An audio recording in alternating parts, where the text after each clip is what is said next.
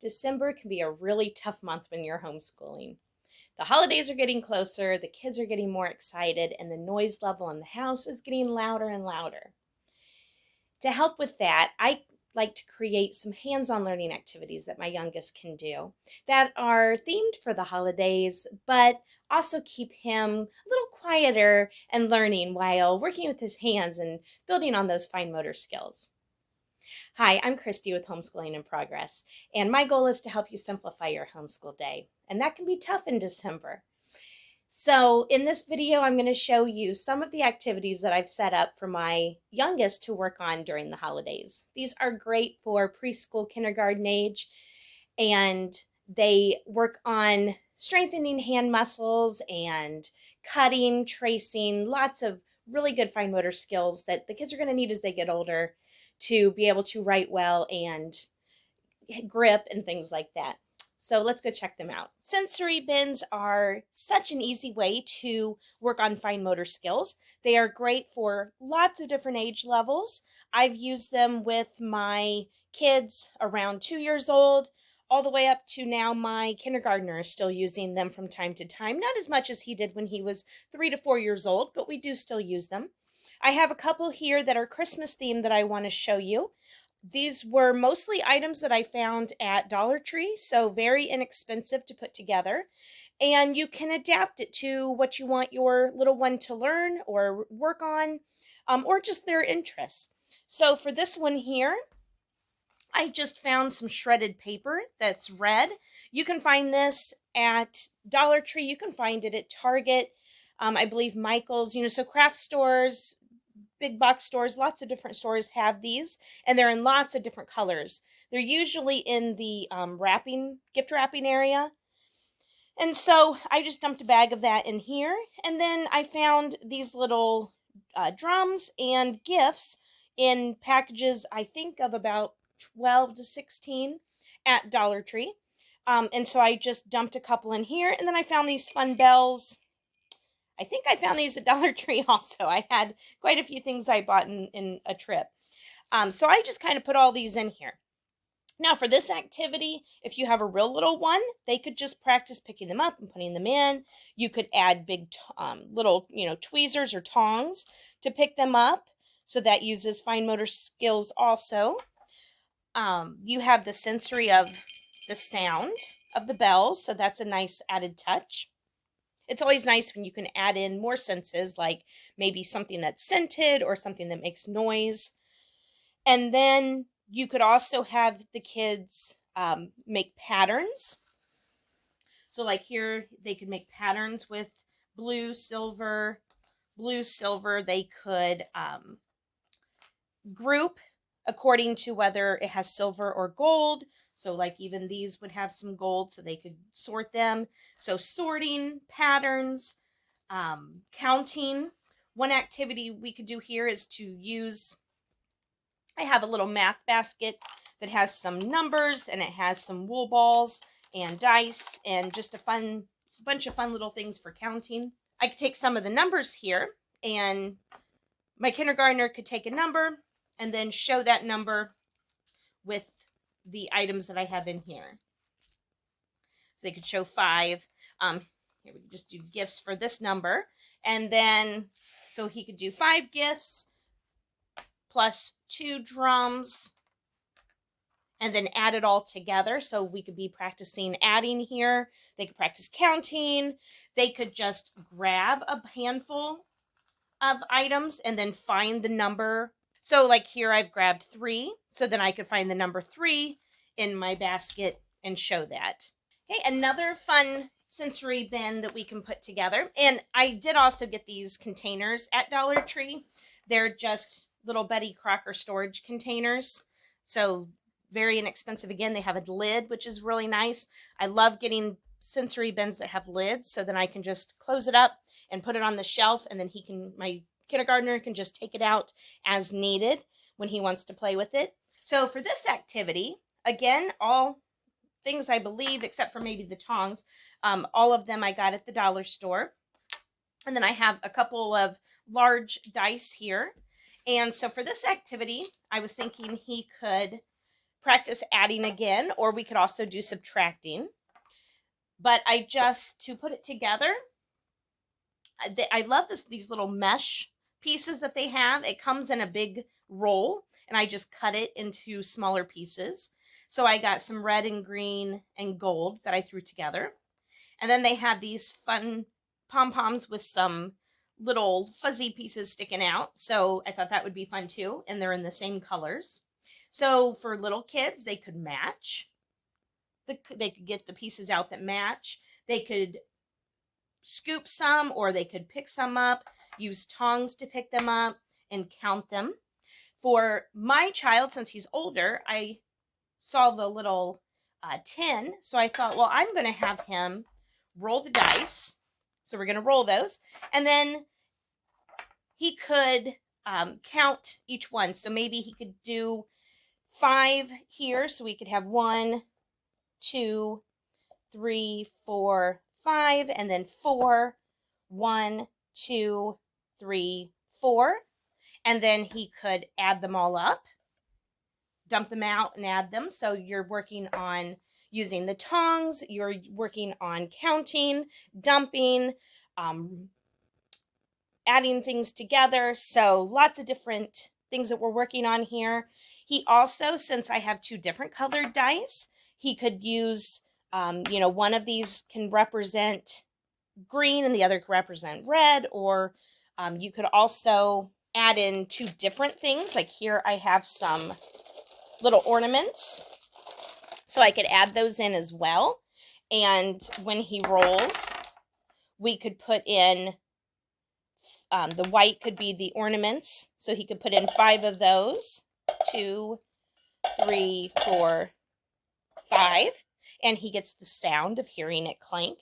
And then we could have the red represent the pom-poms. So he could add in 1, 2 of those and then count them. So again, just a very simple concept of just adding a bunch of fun little Christmas colored pieces into a little container. Super simple idea, super quick to put together. I put both of these together in just a few minutes, and lots of learning going on here. So along with sensory bins, I like having a variety of additional activities for my youngest to work on to develop his fine motor skills. One activity that he has really started to enjoy is using linking cubes. There are different brands that you can buy of these. I found some on Amazon. You can find them in teacher stores. But they basically are just colored cubes that link together. And so they are easy to create designs with. Earlier, he had made a candy cane that you can kind of see the bottom of above. And then he is using an extra piece of paper that is just a black and white copy that he colored the design onto, and then went through and counted how many white cubes and how many red cubes he used and is writing that down. I like to print my colored pictures onto cardstock so they're more durable. And then you could also use page protectors. They have little sleeves. Even at the dollar store, you can find some of those. So then they could write with a dry erase marker how many of each color they're using. You could also laminate them if you wanted to, or if you didn't have them right on there, you could just have them use it on cardstock just for more durability. And then I print the paper that he was drawing on earlier just on regular copy paper. So then it's not using the more expensive paper that for something he's just going to write on.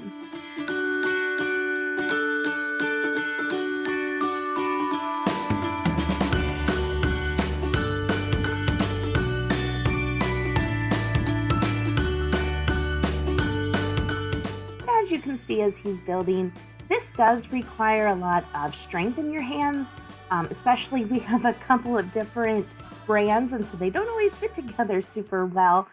So sometimes he has to really push to get them in. But it's a great way to work on fine motor skills and also problem solving with having to decide which color is which. Then in this activity, this is just on regular copy paper again, and it's dot activity with the little bingo dauber type markers. He loves these. All of my kids have always really enjoyed these markers.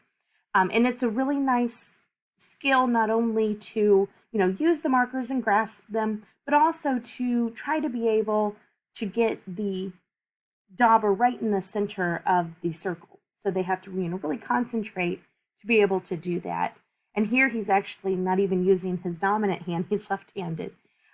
So it's kind of nice that he's also building up the muscles in his right hand as well. So that's nice to see.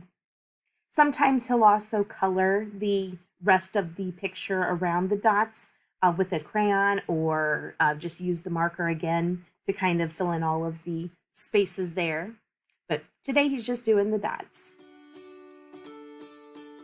And then the color activity that goes with this, they're the same pictures, but for the color one, I again like to print the color on cardstock. It could be laminated if you want, but here he is using just some of those little gems that are, I think they're with like the fillers that you would put in a vase, or I think sometimes around with like the vase material. I got these at Dollar Tree.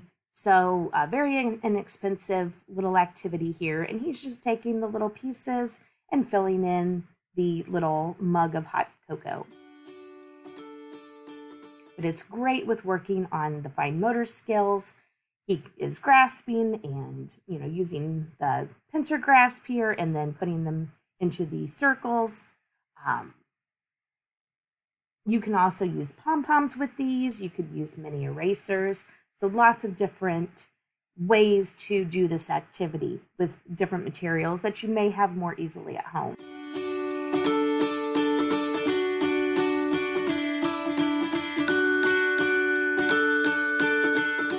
Another activity that my youngest has really started to enjoy is pin poking. And for this one, I've had these for years, but I have really large push pins, which are great for him to be able to grasp. You can also just use regular push pins, and obviously you would need to know your child's ability with these so that he or she doesn't hurt themselves. But for this activity, he just goes around and puts a little, puts the push pin into each little dot. I do have these on a couple of styrofoam plates put together so that they don't go through, it doesn't go through the table. You could also use a little piece of foam or just something that would protect the surface underneath. If your child isn't ready for something like this, they easily could just make this, connect the dots activity. They could use crayons or markers or pencils and just go around and connect all the dots. The image could be colored afterwards. So this is a really fun activity that has some Christmas theme going on with it to add a little bit of fun to this time of year while working on fine motor skills. Then another really fun activity. This is, again, works on those really good tight fine motor skills of being able to hold a pencil. This is painting, but using cotton swabs or Q-tips to as the paintbrush to paint with. And so he likes using it not only to dot around like he is now, but he also likes to use it as a paintbrush to color in the whole picture. And so all he's doing is just using some acrylic paint here. I've used watercolor paint, so just kind of any paint you have around the house. And I just put a couple of colors into a little paint tray here. You can get a set of, I think, around 6 of the paint trays. You can get those at Dollar Tree.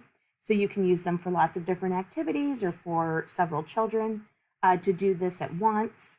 And then just, different colors of acrylic paint. I always have some at home. I have a lot of things for craft supplies in little storage containers, and I can just pull them out when I need them. But here he is just going through and decorating a little Santa, and he's going to get that all colored up with the paint. And then underneath he is using the tracing name underneath to write Santa here, which again is working on building those fine motor skills, working on letter formation, and he's just having a good time. He was also really excited because I made some mazes, and so he wanted to work on those. He just absolutely loves mazes right now. It's so fun to see the things that kids get really excited about and how much it can change, from month to month. But he was really excited to see all of these mazes and do them. And along with the maze, working on good tracing skills of being able to go through the lines, these tracing mats are also really nice. The set I made comes in the color here, and then it also comes in black and white. This is one of the page protector sleeves I was mentioning earlier, where you could just slide them in. You could laminate them and cut them apart into different cut each of these apart and have 3 different ones, or you could just keep them all together. You could laminate it. You can stick it in one of these page protectors, or you can just let them, print it on regular paper. Just let them use a marker or a pencil right here on the colored piece. And then here's another fun activity that he's enjoying. I picked up this little set of stampers at Dollar Tree, and he is just doing a pattern activity with it. So, just a regular sheet of paper and $1.25 set of stampers. A really inexpensive, easy activity that is working on math skills of making patterns, and it's working on fine motor skills. So, he just thinks he's having a fun time, but he's really learning as he's working. And Play-Doh is one of my favorite fine motor activities. I absolutely love working with Play-Doh. I'll leave a link below to one of my blog posts that mentions the recipe that I like to use for our Play-Doh. I always do handmade Play-Doh, or homemade Play-Doh. I don't like the smell of the store-bought, but you could certainly use store-bought Play-Doh as well.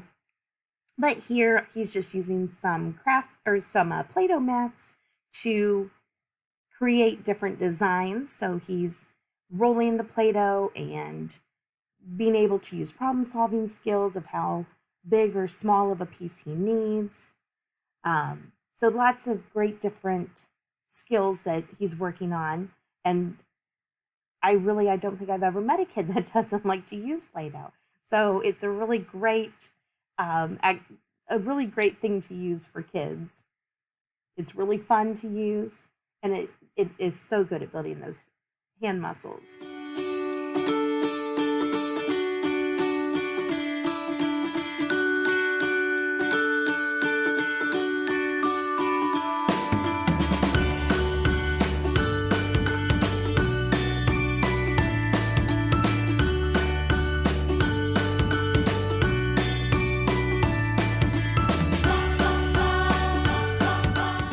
And again, you can see I just slid the mat into one of the protector sleeves and just left it as a whole piece of paper. You could cut it in half and have the 2 separate mats.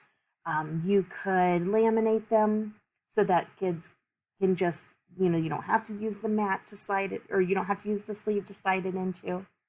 And then having the mat in a protector also makes it nice to be able to write with a dry erase marker and erase it later.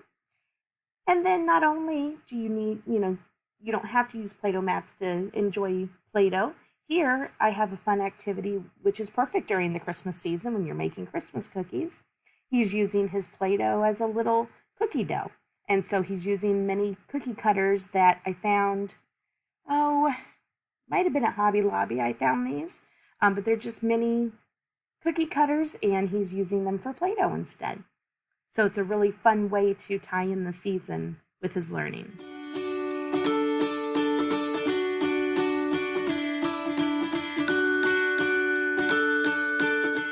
So hopefully seeing these activities will inspire you to create a few of your own at home for your little ones so that you can have a few minutes of peace this holiday season. Now, with my youngest being in kindergarten now, he has some more formal schooling that we do. So these are all activities that he does after that schoolwork's over or before we get started. When I need him busy for a few minutes so I can attend to something else, then he will pull some of these out to work on. When he was in preschool, this was a lot of his learning because we didn't do more formal schoolwork. So most of it was hands-on activities he can do. So very versatile activities that you can have around for your little ones to work on.